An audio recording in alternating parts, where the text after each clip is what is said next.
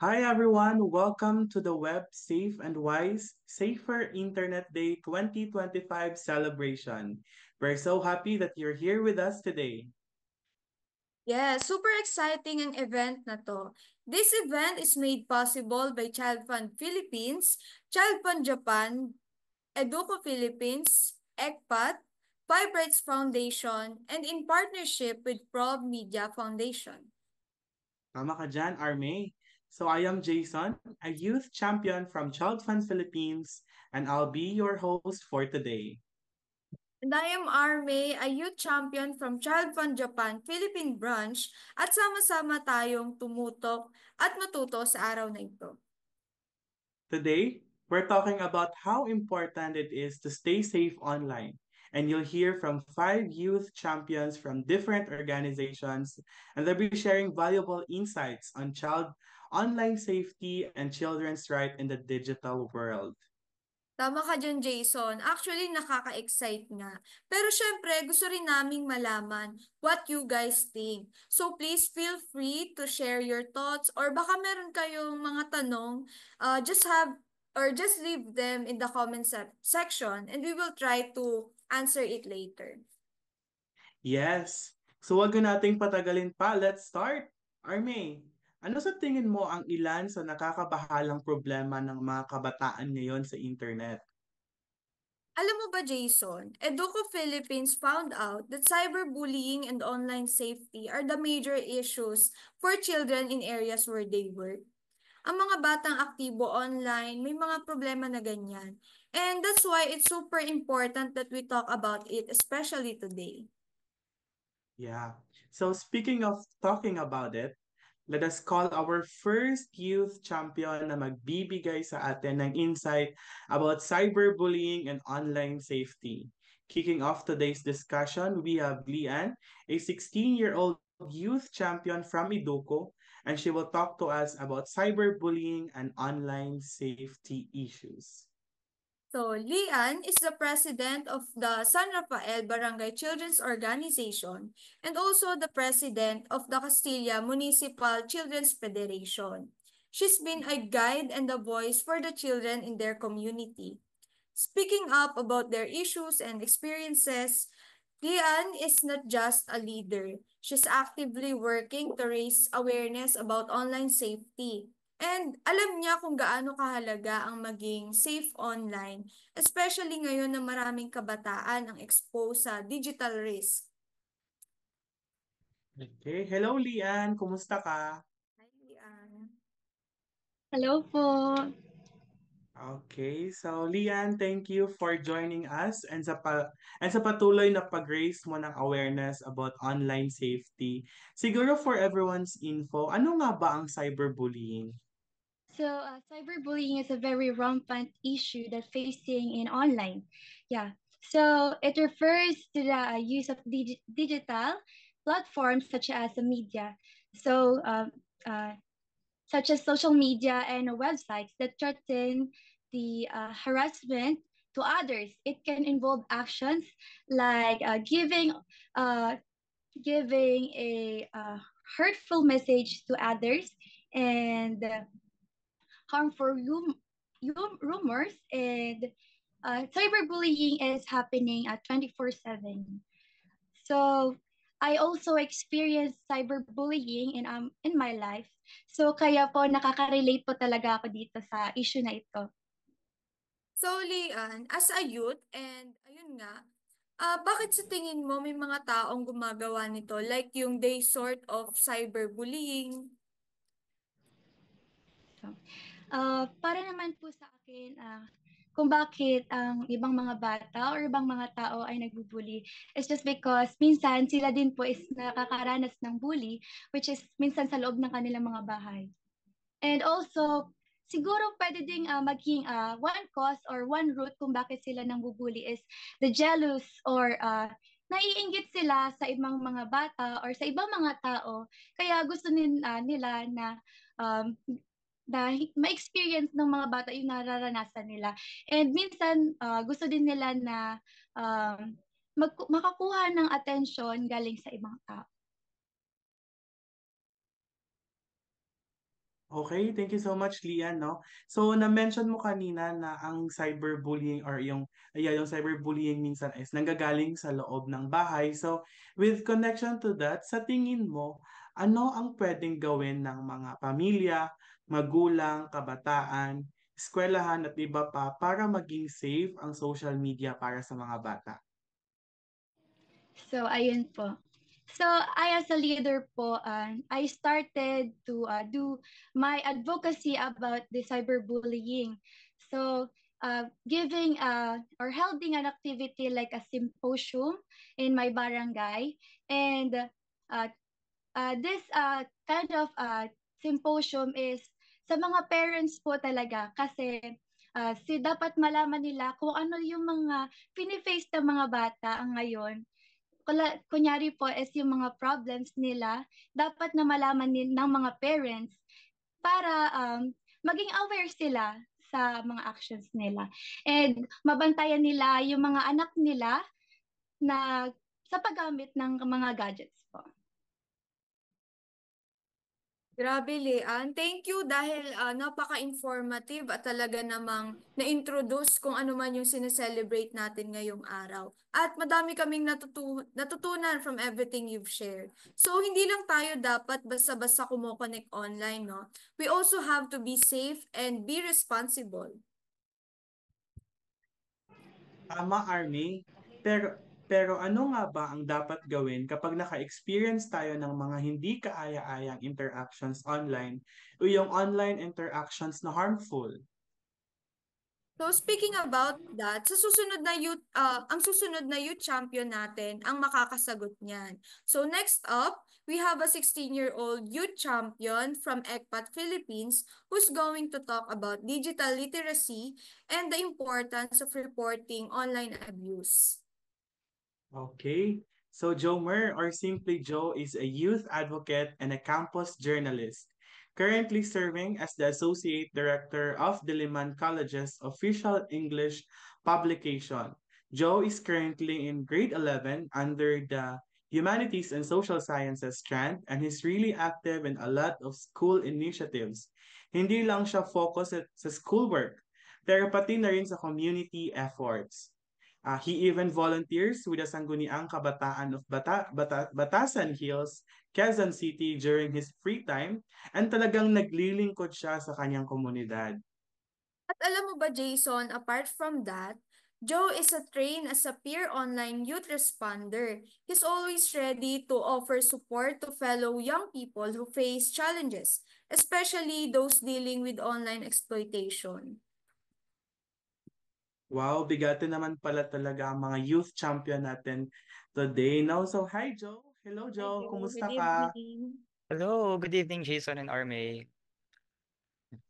Ayan. So, Joe, kanina, na-share ng first speaker natin na si Leanne na ang ilan sa mga problemang na-encounter ng mga kabataan when we go online. So, para sa iyo, bakit kaya nahihirapan yung mga kabataan na mag-report or magsabi kapag nakakaranas sila ng mga karahasan or mga pang-aabuso online? Actually, Arme, this is a very tough question to answer, and there's many answers to this question.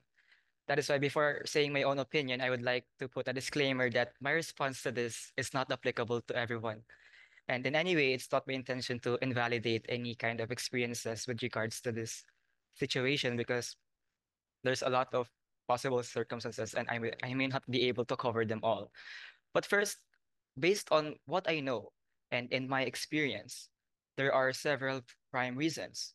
First, they don't know where to report and they don't know who and where they can vent out or open up these problems to because of shame and fear of judgment. Secondly, the perpetrators are very close to them because in some cases, it's their loved ones, it's those people, it's their peers, someone that they gave their full trust into only to be betrayed afterwards. And taking legal actions through these abuses might escalate the situations further. And that is why, based on my experiences, I think that was one of the reasons why they may encounter some difficulties to report, even though nakalatag na yun para sa kanila. Thank you, Okay, Joe. thank you so much, Joe. So, additional, di ba minsan mahirap mag-open up kung ano ang nangyayari sa atin? Pero bakit mahalaga na i-encourage ang mga bata at kabataan na i-report ang mga ganitong insidente? Actually, I had this talk about my friends about this exact situation last week. And my friend Jovan said a line that really stuck with me. It goes like this. Sabi niya, kung hindi magre-report yung victim, what if mas malala pa yung mangyari sa kanila? O yung perpetrator, ulitin at gawin pa yun sa ibang tao. And then I realized that we need to open up about what happens to us, especially if it's first-hand abuse, because not doing so will only lead to worse circumstances that could happen not just for the victim, but also for the other people or children that are experiences this kind of incident. Furthermore, when we bottle it up, our emotions, we will only choke with it. That is why it's very important for us to find a release and to and to report so that we can take legal sanctions or actions that can put those perpetrators to their place, and we can better more surf the internet safely. So, Joe, thank you. In your perspective, speaking of actions, no? As a youth and an advocate, ano kaya sa tingin mo yung mga ways or paano kaya yung pwede nating magawa para ma-encourage natin yung mga kabataan na magsabi tungkol sa mga pang-aabuso? Well, I think before we can get to that part, we need to be more informed, empowered, and digitally literate. We need to foster a youth that is digitally literate because they are the ones that's prone to these abuses. And at the same time, people near them might also encounter the same. When empowered people empower empowered people, the light can reach through an even the farthest place. And even the darkest place, when we come in together to help them, we can make a better place for everyone.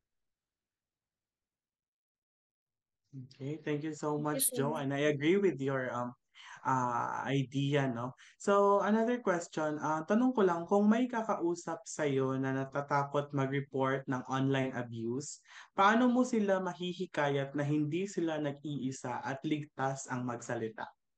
Actually, Jason, like I'm a trained only youth responder, right? That's why I've encountered several youth with this kind of situation before. And one thing that I say to them first is that I recommend to them to come to our website, the eProtect Kids. It is an online platforms developed by ACPAT Youth. Um, it is when the people of our same age bracket will be responding to the victims when they come and report to that platform. And it's in that platform or in that website, we listen and we don't judge. Um, when reporting, it is very important for the victims to remember that those people that they are talking to, they won't judge, and they exist to empower them and to help them and to take them out of that murky situation. And we will make sure that they get the protections that we deserve. Because I think that they should, I believe that they should speak up and they shouldn't carry the burden alone. There are a lot of people out there that exist just so that they can cater to this kind of issues. And only if we open up our hearts and let them help, that would be a very great place for everyone.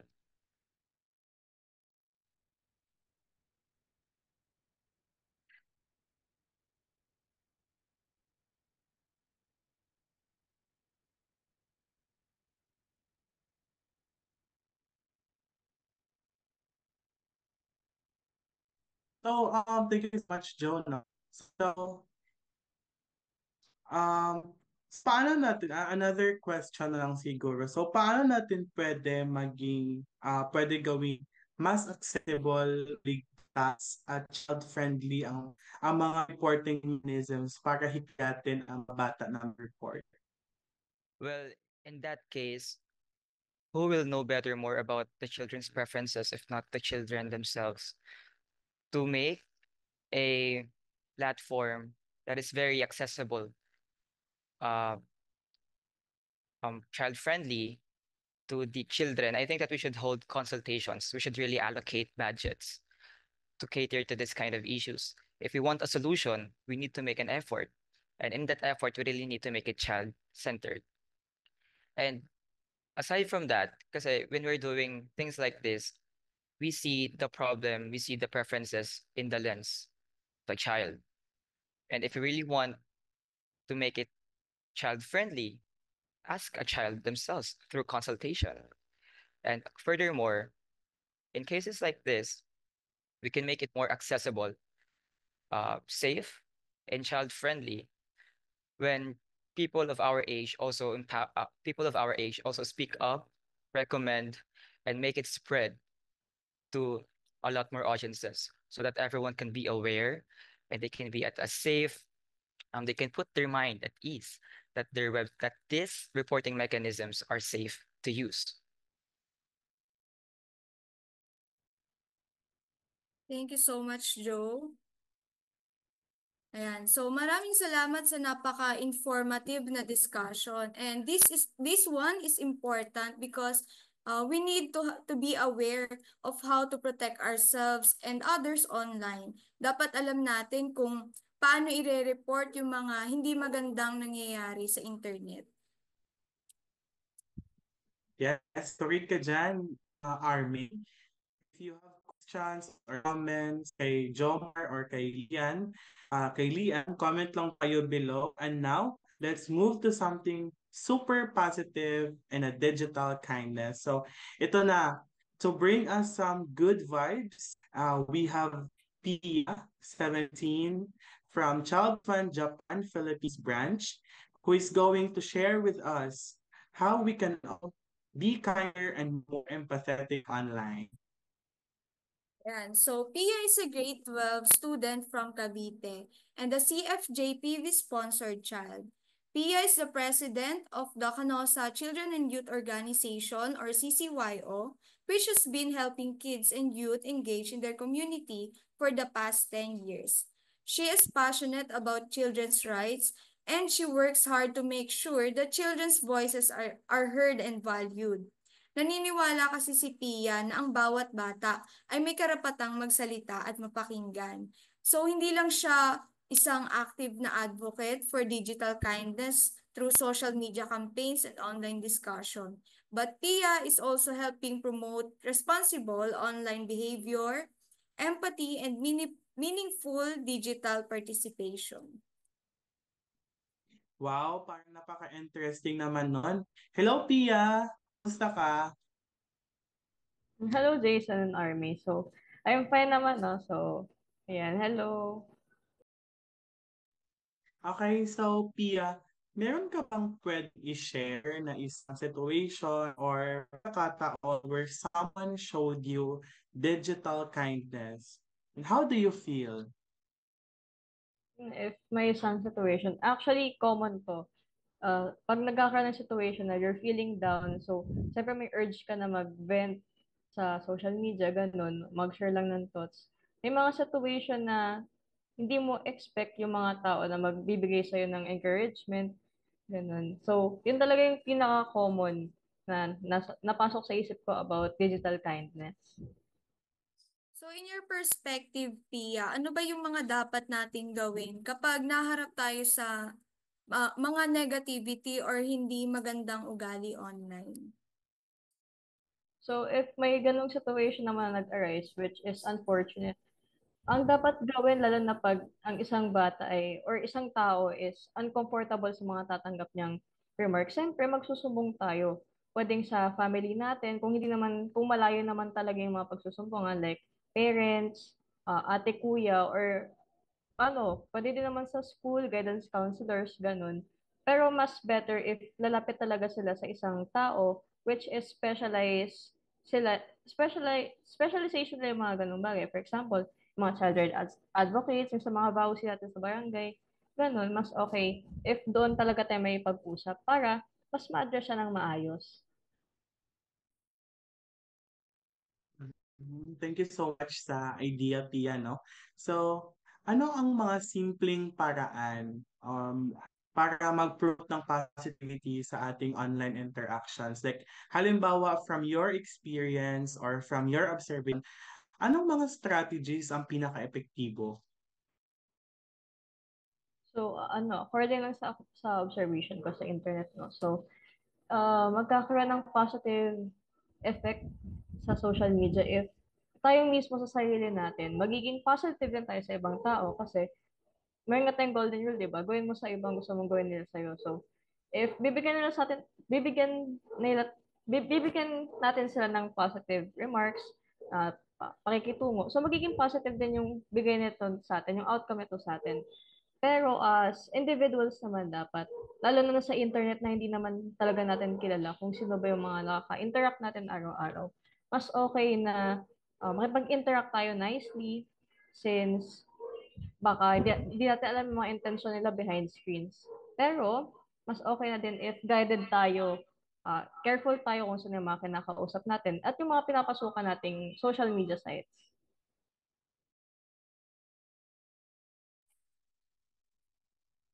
Personally, paano ka tumutulong para magkaroon tayo ng mas ligtas at mas magalang na digital spaces? At paano natin sa tingin mo mahihikayat yung iba na maging digital kindness ambassador? So, paano ko tumutulong para maging ligtas yung safe yung browsing natin sa internet. So, as individual, dapat ang change magmumula sa iyo, no? Hindi naman overnight ang change. Pero mas okay na i-guide mo din yung ibang tao. Lalo na sobrang rampant na ng social media ngayon. Like, ultimo bata meron na. So, dapat at as early as that age, masasabi na natin na ganito yung mga do's and don'ts sa social media. Huwag kami pag-usap sa strangers, kung in person bawal may pag-usap sa strangers, dapat ganun sa internet, lalong-lalo sa internet. Kasi ayun, baka iba yung mga intention nila lalo na may mga crimes na nagaganap on social media. Dapat may foundation tayong sineset as early as that age sa mga bata para pwede nila tong i-improve na sa kanila with the guidance na din naman ng mga nasa paligid nila, parents, teachers, ganun. Hmm. Okay, so Pia, paano ka tumutulong para magkaroon tayo ng ligtas, mas magalang na digital space? At paano natin mahihikayat ang iba na maging digital kindness ambassador? So, pwede din tayong maging digital kindness ambassador. No? Kung paano tayo mag-behave as we are.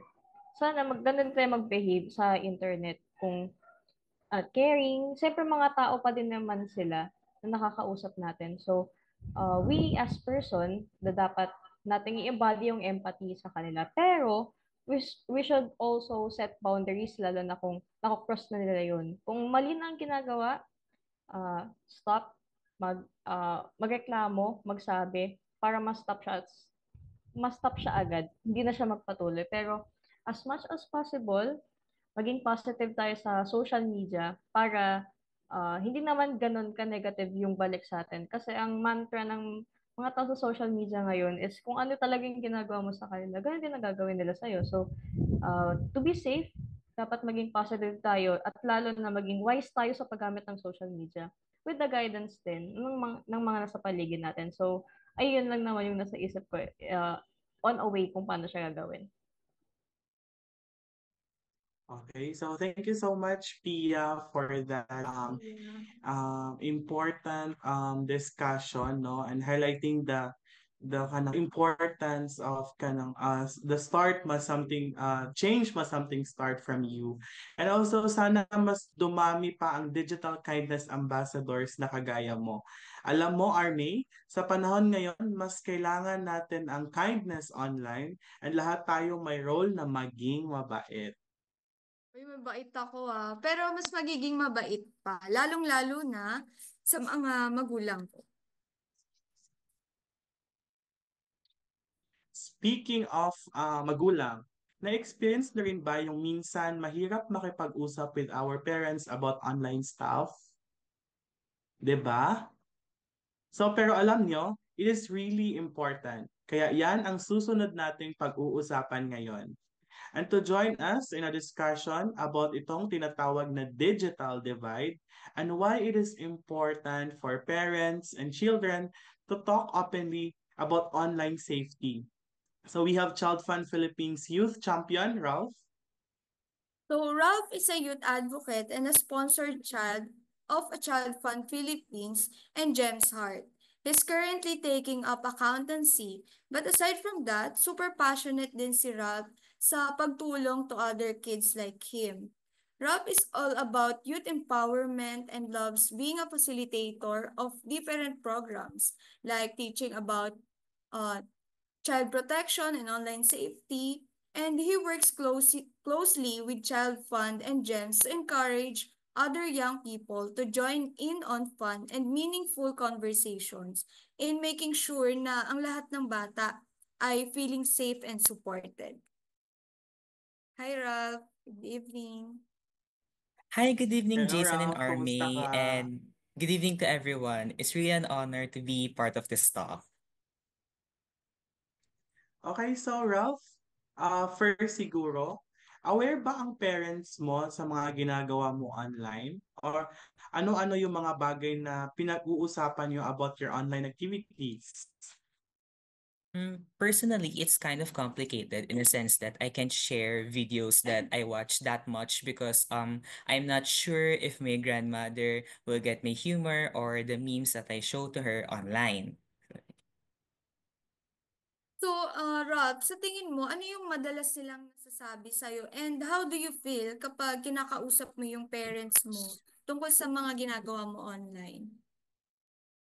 I think this divide is kind of rooted between the generational barriers, no? Kasi they are not aware or they are not immersed with our online world. So there's a greater possibility that they cannot really understand what we're exposed to, especially in the internet. So most of the times they might misunderstand us and might scold us na parang wag mo nang gawin yan kasi bad yan, ganun, masama yan sa'yo. So stop mo na yan. Parang mga ganun po usually. Thank you so much, Ralph, no? So, Ralph, bakit sa tingin mo mahalaga na sabihin sa mga parents natin if something online makes you feel uncomfortable or confused? Even though merong digital divide, our parents' goals is to keep us safe from anything that is harmful to us. When we tell our parents what we saw on the internet that makes us kind of confused or uncomfortable, it is important to tell our parents so that we can work together on how to be more safe on social media. Also, this conversation kind of gives us the opportunity to be less confused, be more close, and build trust with each other. And as the old mantra says, no, communication is the key. So, Rob, aside sa mga nabanggit mo, paano ka pa tinutulungan ng parents mo na mas maging safe online?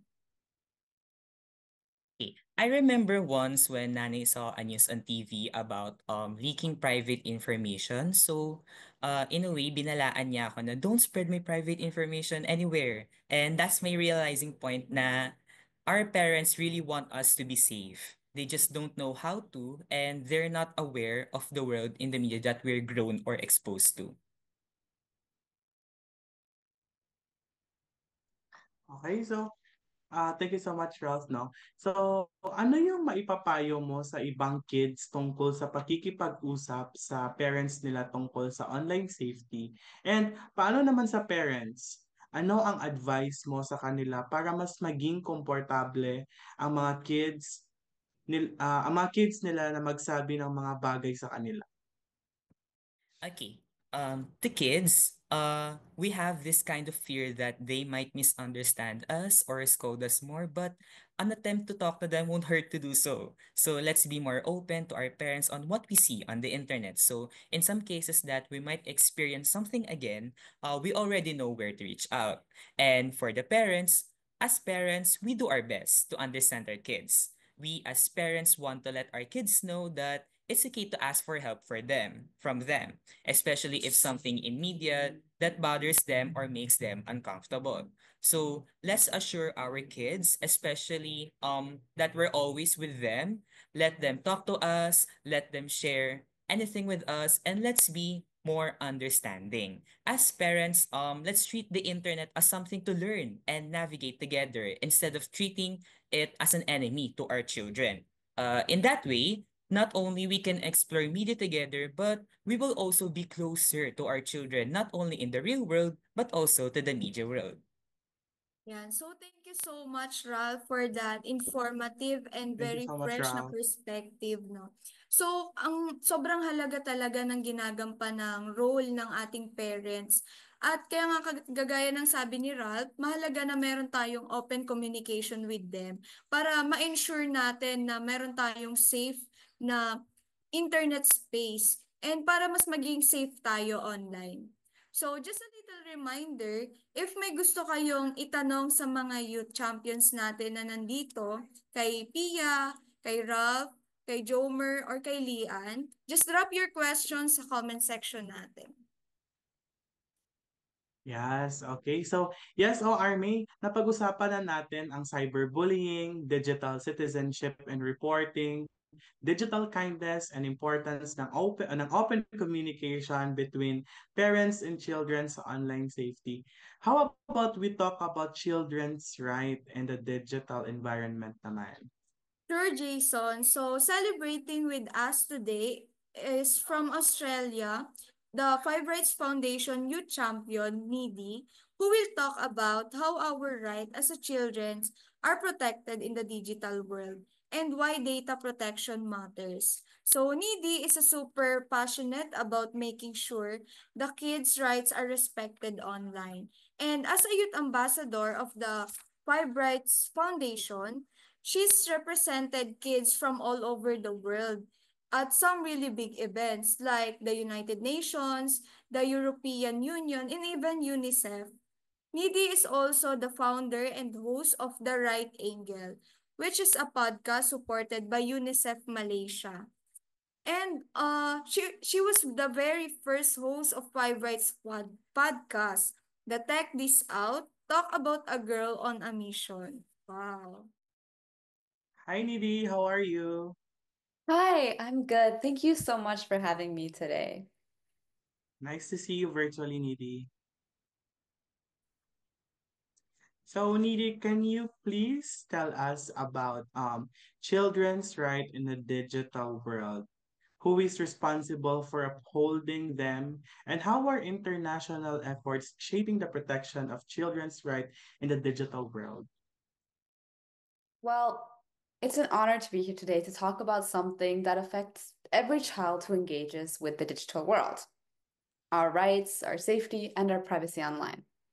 As a youth activist and the host of the Right Angle podcast, I've spoken at the United Nations, the Internet Governance Forum, and with policymakers to push for a digital world that respects children's rights. Because let's be honest, children have the right to be safe, to have privacy, and to be heard online just as they do offline.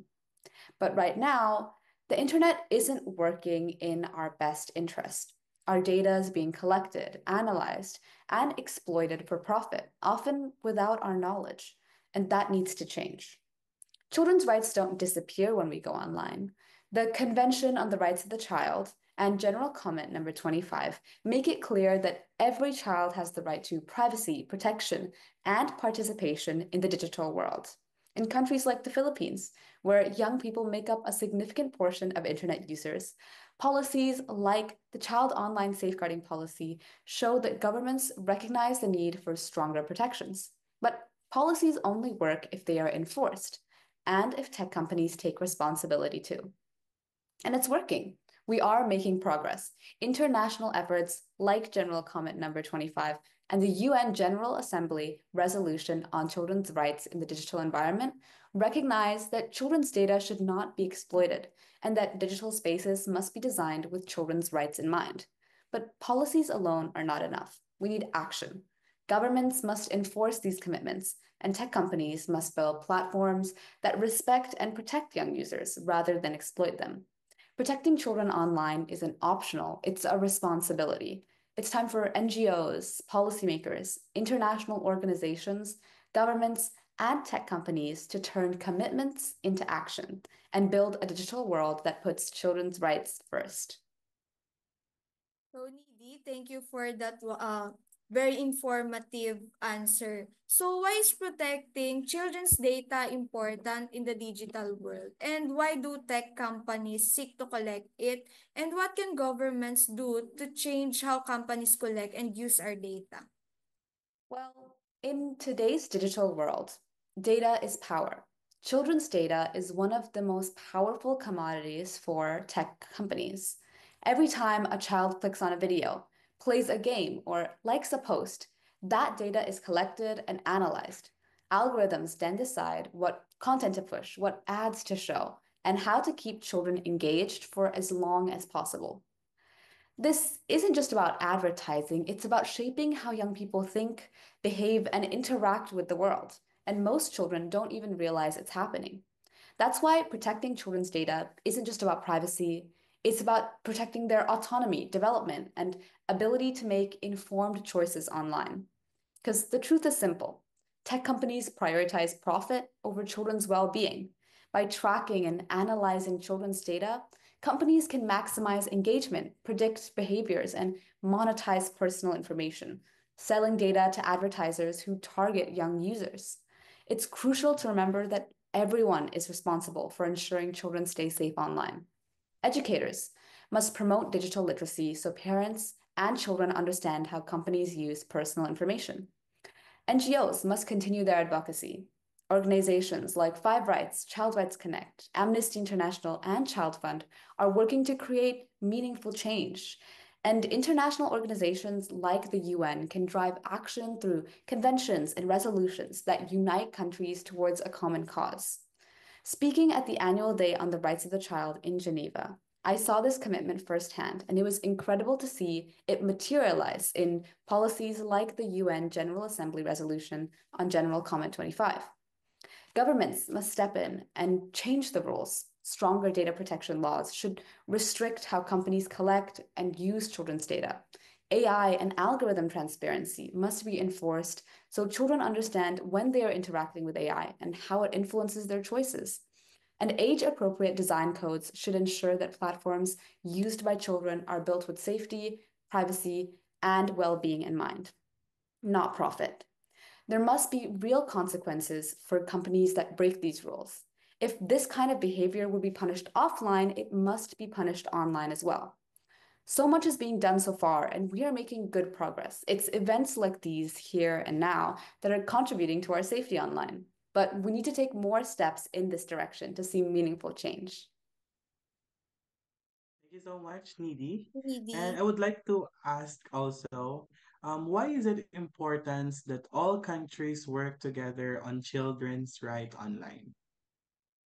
Well, this is a really interesting question because the internet has no borders, which means protecting children online requires global action. The Philippines played an important role in shaping international conversations on child online safety. As a country vocal in protecting children from online exploitation and abuse, it has the opportunity to push for even stronger global protections. But of course, no country can do this alone. International cooperation is essential. If one country passes a strong child data protection law, but another does not, companies will find loopholes. And that's why global accountability is critical. A safer internet for children is not an option, it's a necessity. Tech companies cannot keep profiting at the expense of children's well-being. We must design digital spaces that respect children's rights by design and by default, ensuring that safety, privacy, and protection are built into every step. If we truly want a safer internet, we must work together, governments, tech companies, civil society, and young people, to build a future where children can learn, create, and thrive online without the fear of being exploited. Thank you so much, you too. Thank you So much, Needy, for sharing your experiences and insights. So there are really a lot of things that's happening online. So it is crucial for us to know the rights that we have. Wow, grabe. Dami nating natutunan today from our champions, 'di ba? 'Di ba, Army? So, Tama ka we dyan. have learned a lot about saying safe online and protecting our rights. So now it's time for our Q&A. Kung meron kayong mga tanong or mga comment kay Needy, kay Ralph, kay Pia, kay Jomer, or kay Lian, feel free to type them in the comment section below. Yes, feel free to type in the comment section below and would like to call on Ati Check of Child Fund Philippines to help us with the questions from our Facebook chat. Ati Check, what are your questions for the youth champions po? Yes, maraming salamat. Hello Jason, hello Army at sa lahat ng mga youth champions natin. Hello po. So marami tayo ditong mga tanong. Pero gusto sana naming maanyayahan lahat ng nasa Facebook. Kung meron man kayong tanong sa kahit na sinong youth champions namin, just drop your questions in the comment section and we will try our best to answer it for you. Pero panimula, ito yung mga questions na nakuha natin sa ating DM, no? Pauna kay Lean. So, Lean, ano daw ba ang mga senyales ng isang tao ay biktima ng cyberbullying? So, yes po. So, as people na naka-experience ng cyberbullying, minsan po makikita natin sa children na malungkot siya. Iba ang actions niya. Hindi siya masyado nakikisalamuha sa ibang tao.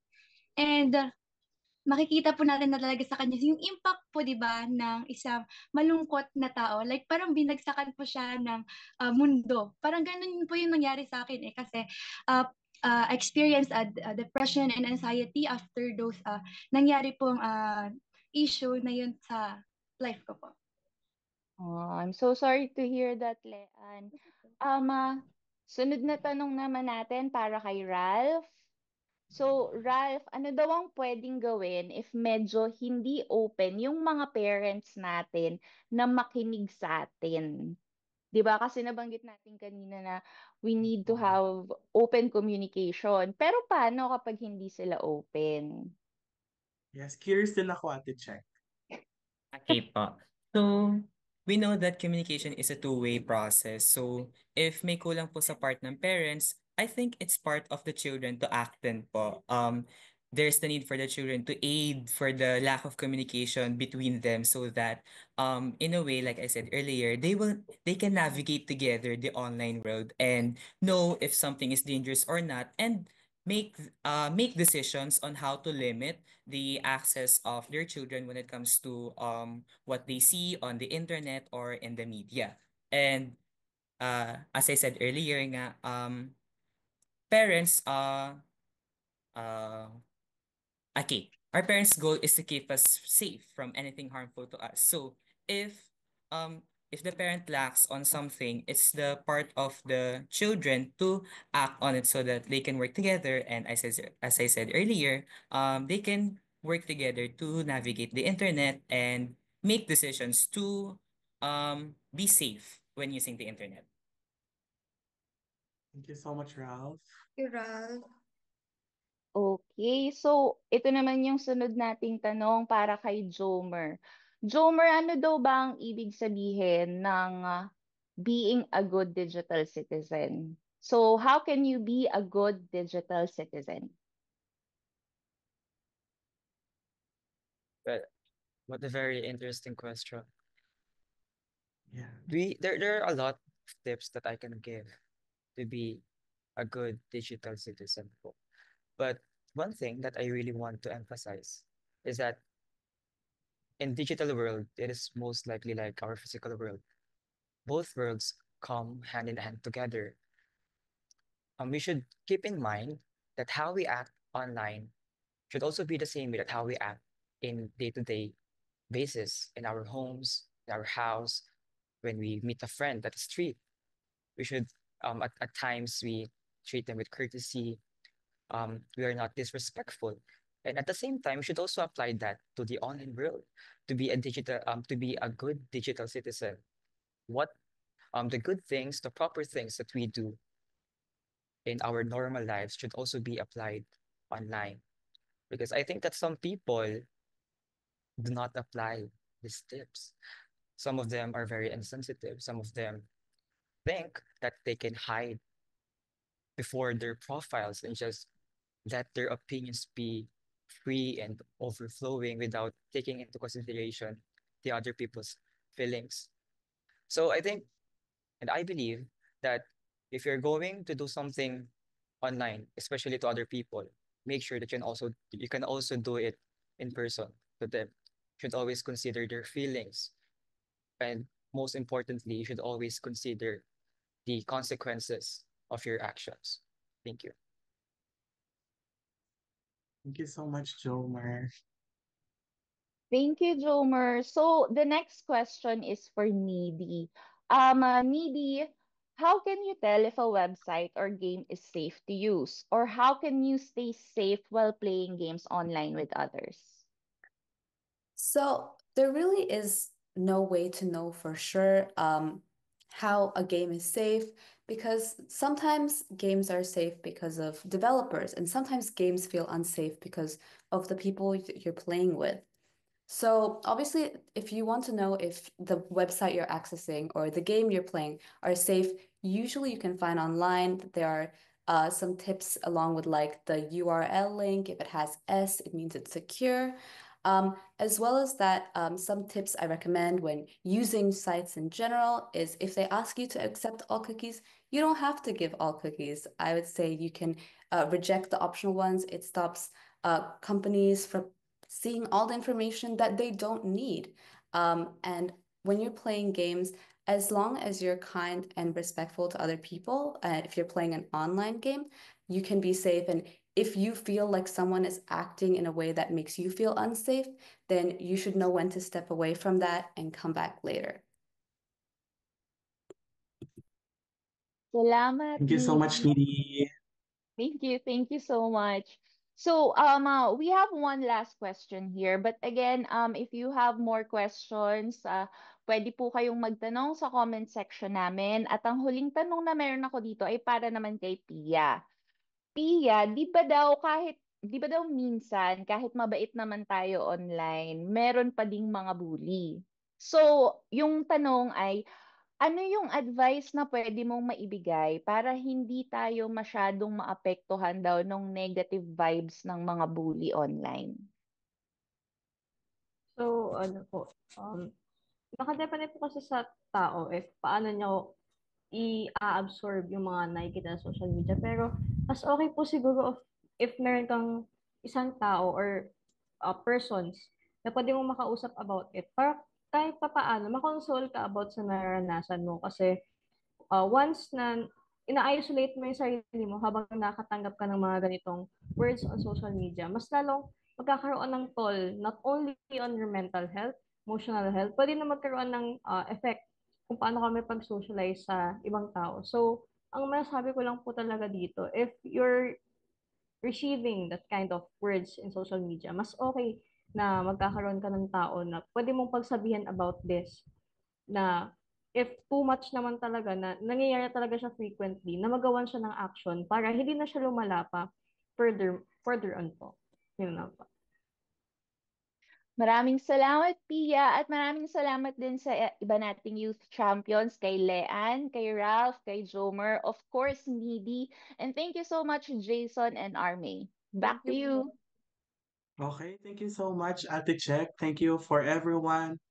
Thank you everyone for all your questions, and thank you so much to all our youth champions. Now we have learned a lot from you, and I know our viewers from Facebook Live also have learned something from our discussion today.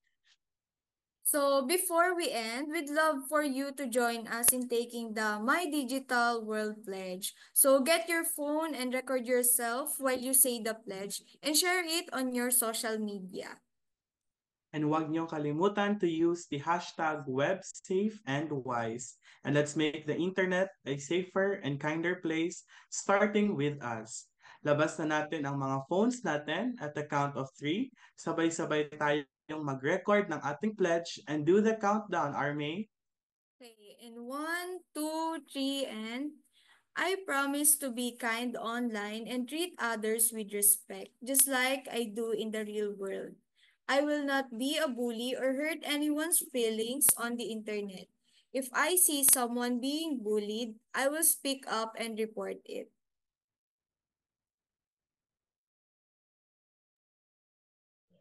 I will stay safe online by being careful. I will share in who I talk to. I'll protect information and make sure that the websites I use protect it too. Keeping respecting my privacy and collecting a responsible way. I will always keep learning about the internet so I know how to use it in the best way. I'll ask for help if I'm unsure about something or if I see something wrong. I will keep talking to my parents and trusted adults about what I do online.